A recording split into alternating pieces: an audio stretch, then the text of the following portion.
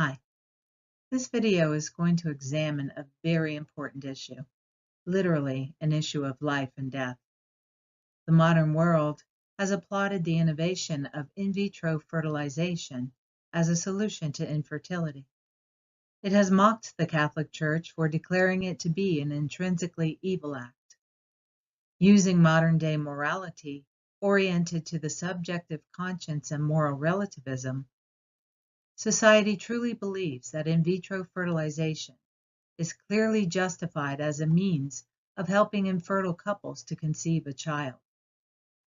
They consider the resulting excess of cryogenically frozen embryos as a lesser evil, or perhaps even collateral damage in the pursuit of having one's own children. There are at this point an estimated 1 million plus frozen embryos in the concentration camps of liquid nitrogen. These are living souls that either remain indefinitely in stasis, are donated for experimentation, or simply thawed and destroyed. This is the intrinsic evil of IVF. When humanity deems itself capable of making its own morality in the name of human freedom and autonomy, evil means are used to bring about what is considered to be a greater good. The problem with this proportionalistic way of judging the morality of an act is that objective moral law ends up being disregarded, and that can lead to large-scale disaster. All one has to think about is the name Hitler.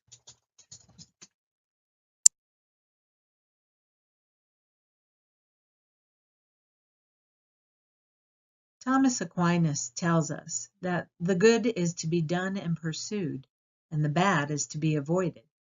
Germain Grisez says that the choice involved in a human act must be oriented toward integral human fulfillment, again, to be ordered to God. Of course, bringing a new life into the world is a good end. However, wasting human life is not an act that could ever be ordered to our ultimate end, which is God Himself. And this wasting has been happening with IVF for the last 38 years. Basically, what happens is that multiple embryos are produced using the eggs and sperm of the infertile couple.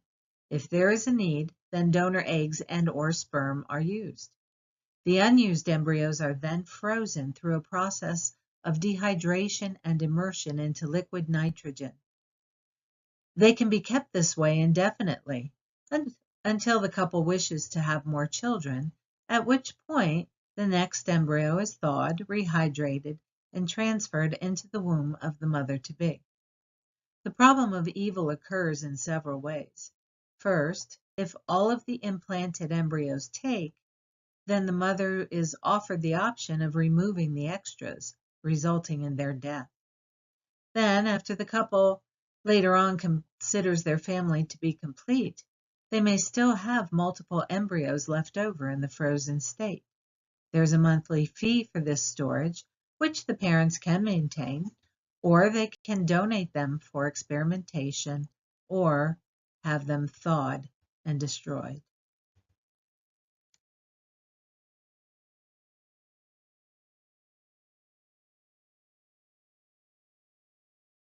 There is new hope in the millions of American women who have trouble conceiving. After successful in vitro fertilization, there can be tough choices to make for women and couples about what to do with unused embryos. Now, more clinics are offering the option to donate them to other couples struggling to start a family. NBC's Janet Shanley tells us more. Here's a picture of the two embryos. It's a chance at a family Rain and Richard Galloway never thought they'd have. Yeah, transferred. Couldn't have gone any better. Unable to conceive on their own, a doctor implanted the embryos of another couple into Rain's uterus. The ability to be pregnant. I'd never seen two pink lines. People don't realize how valuable that is until they can't have it. The number of women using donated embryos nearly doubled between 2009 and 2013. Part of it is simply the fact that it's less expensive. About half as much as in vitro fertilization. As many as 1 million embryos are in storage nationwide, leaving couples like Angel and Jeff Watt, who created them, with a decision: what to do with their extra. They were potential hopes and dreams of mine, and I knew that they would be potential hopes and dreams for somebody else. The Watts have 2 sets of twins. Their family complete. For religious reasons, they didn't want to destroy the embryos or give them to research. On Facebook, they connected with the Galloways and gave them 6 embryos. Is it all a little weird or creepy that you could have this biological child that is really not part of your family at some point? Absolutely. And we've talked to Rain and Richard about that. They know that it's hard. This feels weird because it almost feels like you're giving babies out to someone else, right? You have to pull back a little bit and realize, okay, this makes sense. Rain hasn't become pregnant yet, but another embryo will be transferred soon. What would it mean to you to have Be a huge answered prayer. A surge in donated embryos, providing a different path to parenthood.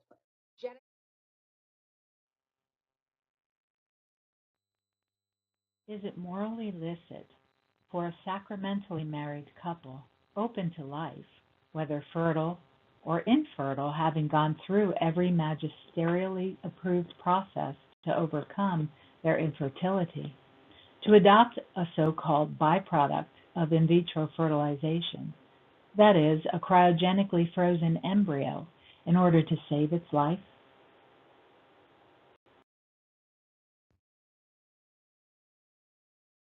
As of yet, the Church has not made a definitive decision regarding this process, so there has been great debate on both sides of the issue among theologians. Interestingly, both sides refer to portions of Donum Vitae and Dignitatis Personae, statements issued by the CDC regarding the dilemma of cryogenically frozen embryos. 2 such portions read, "It has also been proposed, solely in order to allow human beings to be born who are otherwise condemned to destruction, that there could be a form of prenatal adoption.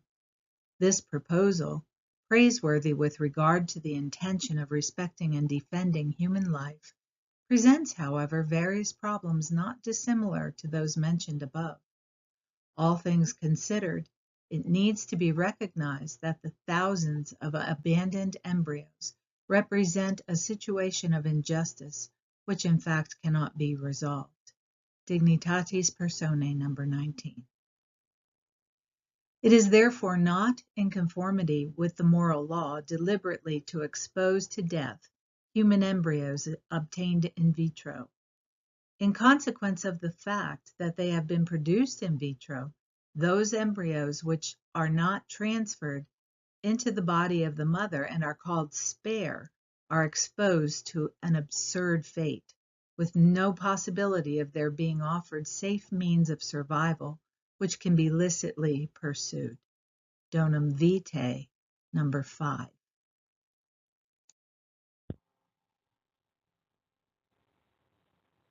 One argument leans on the statements made by the CDC in the documents Donum Vitae and Dignitatis Personae, referring to statements that seem to indicate that the CDC stands against embryo adoption.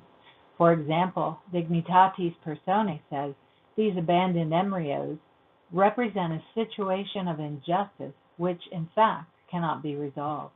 Another argument calls embryo adoption a violation of the goods of marriage. The spouses are to become parents solely through one another. It is only through the marital act that springs from the unity of the couple that procreation is meant to take place. It is the right of the child to have its proper place within that union. In embryo transfer, the technician is standing in the rightful place of the husband, impregnating the woman, thus violating marital fidelity. The procedure itself appears to be a form of heterologous procreation, which, like IVF, is intrinsically immoral. Further, in creating an artificial union between a woman and a genetically unrelated child, the father is isolated from that union. The unitive process of procreation is violated, thus destroying the foundational center of a family. Some accuse the process of embryo adoption to be a form of surrogacy in the fact that IVF has been used to create the embryo to be implanted into a non-genetically related person. Since surrogacy is intrinsically immoral, embryo adoption must be as well. Finally, there are some who claim that embryo adoption participates in and contributes to IVF in that it creates a continued demand for frozen embryos. Some also argue that because of the immorality of the process that created them, frozen embryos have a defective moral status and consequently should not be adopted. As for that passage in Dignitatis Personae, going back to the Italian, it is actually referring to the situation itself that is irreparable, which is the fact that there are hundreds of thousands of human embryos in frozen storage. This is the irreparable problem, not embryo adoption. In fact, the paragraph goes on to state that these embryos remain the subjects of essential rights and therefore should be protected as human persons. How to ensure respect for these rights is the problem that cannot be resolved. Regarding the goods of marriage arguments, first to note is the fact that the passage in Donum Vitae stating that spouses have the right to become parents only through one another was meant to apply to the context of fertilization, not embryo transfer. The embryo has already been fertilized, life has already been generated, so in adoption, fidelity to marriage has not been violated. The embryo transfer that takes place is not synonymous with the marital act. Therefore, the woman is neither engaging in the marital act, nor is she generating human life apart from her spouse. On the contrary, parents who by an act of will choose to adopt a child, either pre or postnatally, are choosing a moral good. They are open to receive life at any stage, to nurture, educate, and raise children within the union of their marriage. From the perspective of the couple, the object they choose is to have an abandoned, frozen embryo taken from the liquid nitrogen, rehydrated, and placed within the safety of a mother's nurturing womb as a means of protecting its life. This is ordered toward the highest good of human life, and so cannot violate any human good. Regarding surrogacy, Donum Vitae defines surrogacy as a woman who carries an embryo to term that either belongs genetically to two other people or is the result of her own egg combined with donor sperm, with the agreement to give up the baby after birth to the couple who commissioned the pregnancy. This is in no way what happens in embryo adoption, where a couple adopts a frozen embryo with the intention of being its parents for its entire lifespan. Also, surrogacy employs IVF, where embryo adoption rescues the abandoned embryo left over from IVF. In vitro fertilization is an intrinsic evil and is the cause of the plight of these snowflake babies. However, these babies have come into existence. They are human persons, and as such have a right to a normal life. I stand with Pope John Paul II in his appeal to the conscience of the world's scientific authorities, and in particular to doctors, that the production of human embryos be halted. If IVF ended today, there are still more than 1 million little souls whose human dignity demands and deserves to be rescued from their frozen vaults. Obviously, we can't save them all, but that's not a good reason not to try. The Lord Jesus said, "Whatever you do to the least of these, you do unto me." These children are indeed the poorest of the poor.